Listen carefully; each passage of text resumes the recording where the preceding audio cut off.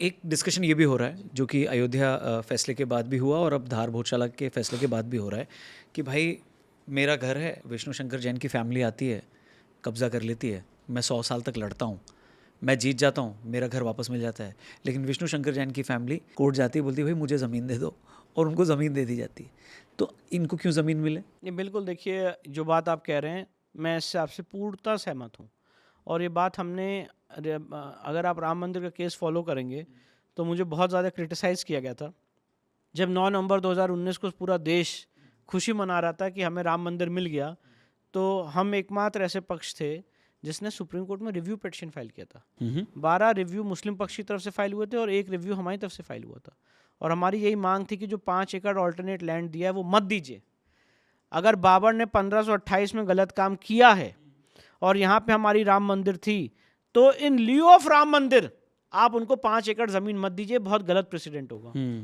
पर वो review petition सुनी नहीं गई। 12 रिव्यू पिटीशन उनकी भी खारिज की गई और 1 रिव्यू पिटीशन हमारी भी खारिज की गई। क्यों, क्या बोला गया? नहीं, कोई बोला नहीं गया। सुप्रीम कोर्ट में रिव्यू पिटीशन में सुनवाई होती नहीं है। जो फैसला वही है। हाँ, जो है वो पहले देख लेते हैं, इन चेंबर हियरिंग, इन चेंबर उसका देखते हैं। अगर उनको लगता है कि इसमें कोई तथ्य नहीं तो वहीं पर डिसमिस हो जाती है, उसकी कोई ओपन कोर्ट हियरिंग होती नहीं है।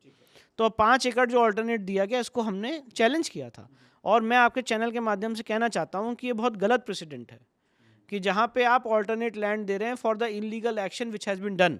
क्योंकि इतने दिन तक तो समाज ने 69 ईयर्स तक यही तो लड़ाई लड़ी कि जो एक्शन था बाबर का वो लीगल था कि इलीगल था। आज भोजशाला के केस में यही तो लड़ाई हो रही है कि जो अलाउद्दीन खिलजी ने किया 13वीं शताब्दी में और 15वीं शताब्दी में, वो गलत था कि नहीं था। तो उसके बाद ऑल्टरनेट लैंड देने का कोई मतलब नहीं बनता है। तो ये जो एक टेंडेंसी जिसे कह सकते हैं जुडिशियल प्रेसिडेंट डेवलप हो रहा है, ये डेंजरस है और ये ख़त्म होना चाहिए। इसको अंकुश लगना चाहिए। क्योंकि सामने वाला पक्ष भी इससे पूरी तरह खुश भी नहीं है। उसको तो अभी भी प्रॉब्लम है कि भाई एक तो मेरी जगह चली गई, जो सो कॉल्ड मेरी जगह थी, पर ये भी दे दिया तो ये मैंने भी कॉम्प्रोमाइज़ किया है, बट फिर भी मुझे चाहिए। तो ये बड़ा पब्लिक के लिए बहुत ज़्यादा कंफ्यूजिंग है कि हाँ, क्यों, क्या देखिए, जरूरत है। ऑल्टरनेट लैंड देने से किसी को कुछ अचीव नहीं होना। करेक्ट, सही बात है। उनको भी नहीं चाहिए। अभी भोजशाला के केस में हमने देखा, उन्होंने कहा हमको नहीं चाहिए।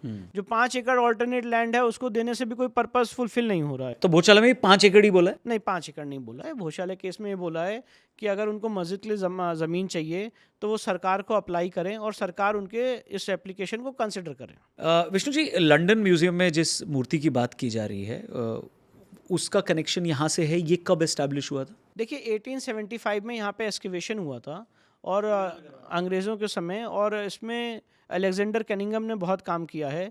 और जब 1875 में यहाँ पे एक्सकवेशन हुआ था तो यहाँ पे मेजर किनकैड ने यहाँ पे जो मूर्तियाँ हैं उनको पाया था। और 1902-1903 में लॉर्ड कर्जन इन मूर्तियों को लेके लंदन चले गए थे। और उसके बाद आज भी लंदन म्यूजियम में वो मूर्तियाँ वहाँ पे रखी हुई हैं। ठीक है। और वो मूर्तियाँ यहीं से गई हैं, वो वेल डॉक्यूमेंटेड, वो वेल डॉक्यूमेंटेड है। हाँ, ठीक है। तो ये मूर्तियां वहां से आए, आर्टिफैक्ट्स यहाँ से आए, क्योंकि मैं पढ़ इसके रहा लिए था। हमने कोर्ट में मांग की थी और जब हमने मांग की थी तो लोग मजाक उड़ा रहे थे, कह रहे ये क्या रिलीफ है कि मूर्ति लंदन से आए, कोर्ट कैसे आदेश कर सकती है। कोर्ट ये आदेश नहीं कर सकती। कोई हमारी बात उस समय समझा नहीं कि कोर्ट ये आदेश नहीं कर सकती कि मूर्ति लंदन से कोर्ट सरकार लाए।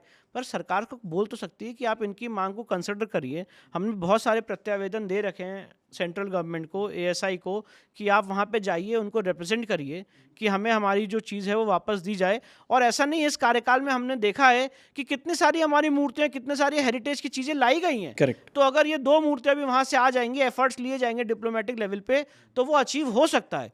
और यही बात Indore bench of the Madhya Pradesh high court ने भी कही कि जो हम लोगों ने प्रत्यावेदन दे रखे हैं, रिप्रेजेंटेशंस, उसको सरकार कंसिडर करे और एफर्ट्स लेके वहाँ से ये चीज़ वापस आ सके। क्योंकि 2014 के बाद से अब तक कई ऐसे तकरीबन 500 के करीब 400 समथिंग आर्टिफैक्ट्स या ऐसी मूर्तियां हैं जो अलग अलग जगहों से आई हैं। आज हम डिमांड कर रहे हैं कि कोहिनूर वापस लाया जाए। हाँ। कोहिनूर वापस लाने की डिमांड कर रहे हैं और अपनी माँ वाग देवी, माँ सरस्वती की मूर्ति को वापस लाने के लिए डिमांड नहीं कर सकते। ठीक है। तो इसमें लीगल लड़ाई कैसे होती है वहां से, इसका कोई डिटेल है? नहीं, ये एक डिप्लोमेटिक चैनल होता है, वो तो सरकार के थ्रू ही होगा। हम सरकार से मांग करेंगे, सरकार अल्टीमेटली उनसे मांग करेगी और फिर डिप्लोमेटिक चैनल्स के थ्रू वापस लाने की एक जो प्रक्रिया है वो वापस लाई जाएगी। एक केस और बहुत डिस्कस होता है, कश्मीर हिंदू जेनोसाइड केस जी। इसको रीओपन करने की बहुत सारी बात होती है। आपको लगता है ये रीओपन कभी होगा, इस बारे में बात होगी? नहीं, मुझे लगता है कि केस, पहली बात तो हमें केस तो देखिए, केस तो रीओपन हो ही सकता है, क्यों नहीं हो सकता है। पर सबसे पहले हमें ये समझना है कि हमें अचीव क्या करना है।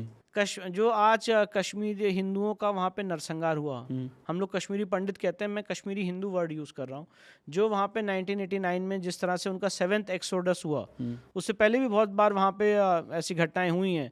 तो जो 7th एक्सोडस हुआ है वहाँ पे कश्मीरी हिंदुओं का, आज हमें पहले ये समझना है कि what do we want to achieve, तभी तो आप कोर्ट में जाएंगे, ठीक है, केस रीओपन हो। पर क्या हो तो सबसे पहले हमें ये समझना है कि जो वहाँ पे हुआ उसको हमें जेनोसाइड घोषित करना है। ठीक है, ये हमारी सबसे पहली मांग होनी चाहिए कि आज कश्मीरी पंडितों के साथ, कश्मीरी हिंदुओं के साथ जो वैली में हुआ है, घाटी में हुआ है, उसको एक जेनोसाइड घोषित करना चाहिए। लीगल रूप में अभी भी जेनोसाइड घोषित नहीं हुआ है। ओके, घोषित नहीं हुआ है।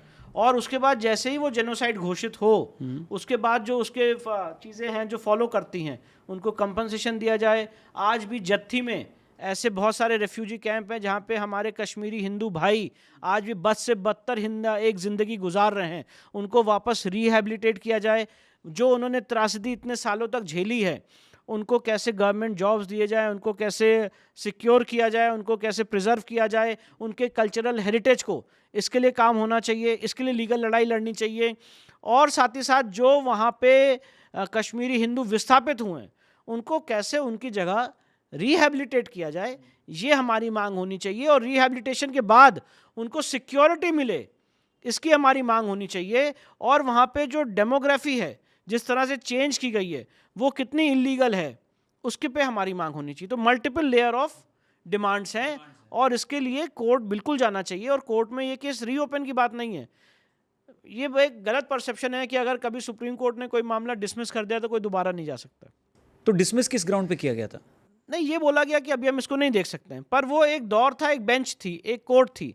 पर ये अभी हाल फिलहाल में ही हुआ है 2017-18 में। ठीक है, पर दोबारा जाया जा सकता है। मैं आपको उदाहरण देना चाहता हूँ। अभी एक सुप्रीम कोर्ट में मांग उठी थी कि विमेन रिजर्वेशन दिया जाए जुडिशरी में, वो डिसमिस की गई। डिसमिस नहीं, ये बोला गया कि आप रिप्रेजेंटेशन दीजिए to the Supreme Court on the administrative side.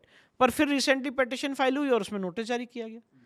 तो वी हैव टू बी, यही मैं बात बोल रहा हूँ, लीगल अवेयरनेस की बहुत ज़्यादा कमी है कि आपकी लीगल स्ट्रेटजी क्या है। कुछ लोग गए थे कोर्ट में, उनकी बात नहीं सुनी गई। पर आज जो फ्रेश पहलू है, जब आर्टिकल 370 को रिपील किया गया है, तो आज उसके बाद दोबारा कोर्ट आया जा सकता है और एक रिसर्च बेस उसको डिस्टिंग्विश करके वो मांग रखी जा सकती है। ऐसा नहीं है कि आपके दरवाजे हमेशा के लिए बंद हो गए।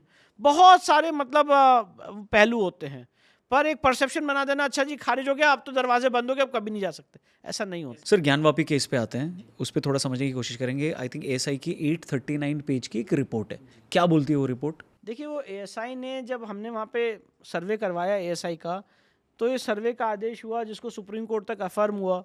तो अपने आप में ही पहले टास्क था कि वहाँ पे एएसआई सर्वे हो। ठीक है, और वो शिवलिंग के एरिया को छोड़ के, आपको इस बात को समझना पड़ेगा कि शिवलिंग का एरिया जहाँ पे हमें मिला है, जिसको वो फव्वारा कह रहे हैं, उस एरिया को छोड़ के बाकी एरिया का सर्वे कराया गया। सॉरी मैं इंटरप्ट कर रहा हूँ, आप फव्वारा न बोलने ये बोला जा सकता है या उनको हक है फव्वारा बोलने का? नहीं, उनको हक है फव्वारा बोलने का, मुझे हक है शिवलिंग बोलने का।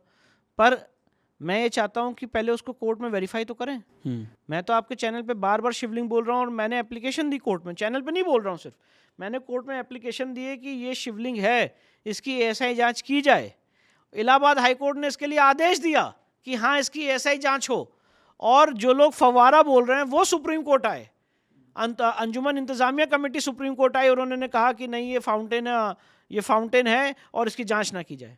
तो अगर वो फाउंटेन है तो जांच तो कराइए, कहिए कि विष्णु शंकर जैन ने जो सिद्ध क्लेम कर रहे हैं कि ये शिवलिंग है, गलत है, ये तो फाउंटेन है। पर उन्होंने ही सुप्रीम कोर्ट आके उसको स्टे करवाया, इलाहाबाद हाई कोर्ट के आदेश को, कि नहीं जांच नहीं होगी, जांच नहीं होनी चाहिए। ऑलरेडी ऑर्डर हो चुका है कि शिवलिंग की एएसआई जांच की जाए। तो कोर्ट ने रोका क्यों? उस समय सुप्रीम कोर्ट की वेकेशन होने वाली थी, मुझे आज भी याद है, 19 मई 2023 का समय था। और ये हुआ कि जी वेकेशन होने वाली, तो वेकेशन के बाद हम सुनेंगे, अभी इसको रोक देते हैं, आपकी जो पूरी बात है उसको सुना जाएगा। तब से मैंने स्टे वेकेशन एप्लीकेशन लगा रखी है, आज तक अभी उसकी हियरिंग नहीं हुई है। पर ऑलरेडी इलाहाबाद हाईकोर्ट का फैसला है, मैं बता रहा हूँ कि जांच करो। और एएसआई ने इलाहाबाद हाईकोर्ट में एफिडेविट दिया है जिसमें एएसआई ने कहा है कि प्राइमा फेसाई देखने से अति प्राचीन लगता है। एएसआई ने एफिडेविट में कहा है कि ये इन सिटू रॉक है, मतलब नीचे से उत्पन्न हो रही है।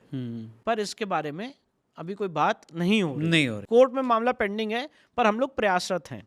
पर आपके सवाल पे आ जाते हैं, तो इस एरिया को छोड़ के जो बाकी परिसर है, जैसे ज्ञानव्यापी मस्जिद कहते हैं, जिसमें वेस्टर्न वॉल है, उन सारी जगहों की हमने जांच एएसआई द्वारा करवाई। उस जांच के आदेश 21 जुलाई 2023 को दिए गए थे डिस्ट्रिक्ट जज वाराणसी द्वारा। उसको इलाहाबाद हाई कोर्ट ने 3 अगस्त को कंफर्म किया, सुप्रीम कोर्ट ने 4 अगस्त को कंफर्म किया। फिर वहाँ पे करीब 90 दिन का सर्वे चला, और सर्वे होने के बाद एएसआई ने बहुत ही हिस्टोरिकल रिपोर्ट दी है। और ये बात आप अध्ययन करिएगा, जो ज्ञानव्यापी है और जो भोजशाला है, इसमें जो एएसआई रिपोर्ट्स आई हैं, ये राम मंदिर केस से, एज ए लॉयर मैं आपके सामने बात कर रहा हूँ, ये राम मंदिर केस से और ज़्यादा क्लियर है, ओके, और एक्सटेंसिव है, और अच्छी मॉडर्न टेक्निक्स यूज़ की गई हैं because of the progress in time and technology. तो ये इस पर्सपेक्टिव से बात कर रहा हूँ। तो एएसआई ने ज्ञानव्यापी के केस में ये कहा है कि ये एक हिंदू मंदिर का परिसर है, और यहाँ पे कोई भी तरह की जो मस्जिद बता रहे हैं वो ऐसा नहीं है, ये पूरा का पूरा एक हिंदू मंदिर का परिसर है।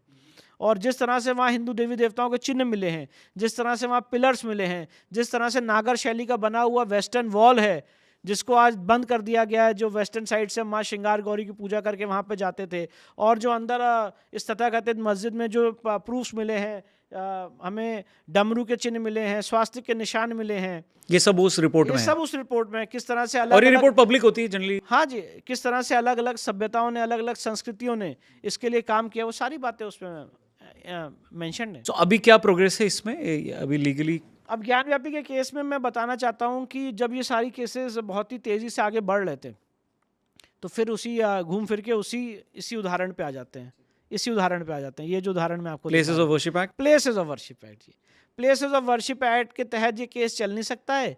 इसके लिए ऑलरेडी हम 2 टायर से जीत गए। हमारे ज्ञानव्यापी के केस में इलाहाबाद हाई कोर्ट ने फैसला दिया, बहुत ही ऐतिहासिक, यहाँ प्लेस ऑफ वर्शिप एक्ट लागू नहीं होता है। ऑनरेबल जस्टिस रोहित रंजन अग्रवाल ने, ऑनरेबल जस्टिस जे मुनीर साहब ने फैसला दिया कि यहाँ पे लागू नहीं होता है, और डिस्ट्रिक्ट जज साहब ने इसमें फैसला दिया कि सितंबर में कि यहाँ पे प्लेसेस ऑफ वर्शिप एक्ट लागू नहीं होता। 1998 में भी फैसला दिया गया था, प्लेसेस ऑफ वर्शिप एक्ट लागू नहीं होता है। उस फाइंडिंग को सुप्रीम कोर्ट ने रोक भी नहीं लगाई। तो प्लेसेस ऑफ वर्शिप एक्ट की लड़ाई इंटेलेक्चुअली हम 2 कोर्ट से जीत गए थे, सुप्रीम कोर्ट ने स्टे नहीं किया था, हमारा केस चल रहा था। इन द मीन टाइम जो मुस्लिम पक्ष है वो सुप्रीम कोर्ट पहुंचा, और 12 दिसंबर 2024 को बिना, मैं ये बात बहुत जिम्मेदारी से आपके चैनल पे कह रहा हूँ, बिना ज्ञानव्यापी के पेटिशनर्स को सुने, बिना मथुरा श्री कृष्ण जन्मभूमि के पेटिशनर्स को सुने, बिना हमारी बात सुने, अचानक से सारे केसेस पे रोक लगा दी गई। और सुप्रीम कोर्ट ने 12 दिसंबर 2024 के उस बैच ऑफ पेटिशन में, जिसमें प्लेसेस ऑफ वर्शिप एक्ट की कॉन्स्टिट्यूशनल वैलिडिटी चैलेंज है, उसमें सुप्रीम कोर्ट ने कहा कि कोई भी नया केस फाइल नहीं किया जाएगा, जो केस चल रहे हैं उसमें कोई इफेक्टिव ऑर्डर पास नहीं किया जाएगा। ओके, अब इफेक्टिव ऑर्डर पास नहीं किया जाएगा, ये बड़ा एक फार रीचिंग चीज़ है। अगर मान लीजिए मैं कहता हूं कि ऑर्डर 1 रूल 8 की एप्लीकेशन डिसाइड हुई, अब हो सकता है मेरे इंटरप्रिटेशन में वो इफेक्टिव ऑर्डर नहीं है, पर दूसरे किसी के इंटरप्रिटेशन में वो इफेक्टिव ऑर्डर है। तो इसीलिए उस स्टे के वेकेशन के लिए मैं सुप्रीम कोर्ट गया हुआ हूँ। हाल फिलहाल में मामला लगा था, तो हमने कोर्ट में पॉइंट आउट किया था कि हमने स्टे वेकेशन की एप्लीकेशन तब से लगा रखी है, 2024 से ही लगा रखी है, जनवरी 2025 में भी लगा रखी है। तो उसको सुनाया, तो कोर्ट, मुझे लगता है शबरीमाला की हियरिंग चल रही थी 9 जज बेंच की, तो जुलाई में उसकी सुनवाई होगी। ठीक है। और जब वो स्टे हटेगा तो फिर ज्ञानव्यापी का केस फिर से ओपन, मतलब आगे बढ़ेगा। और फिर हमने उसमें मांग ये की है कि ज्ञानव्यापी का पूरा ओरिजिनल ट्रायल इलाहाबाद हाईकोर्ट द्वारा कराया जाए, जैसे राम मंदिर का हुआ था, जैसे मथुरा श्री कृष्ण जन्मभूमि का चल रहा है, और ओरिजिनल ट्रायल उसका हो, और फिर वो केस और स्पीड से आगे बढ़ेगा। एएसआई रिपोर्ट आ चुकी है, सारे जो गवाह हैं, जो हिस्टोरिकल रिकॉर्ड्स हैं, वो सब हमारे रेडी हैं। We are at the verge of victory.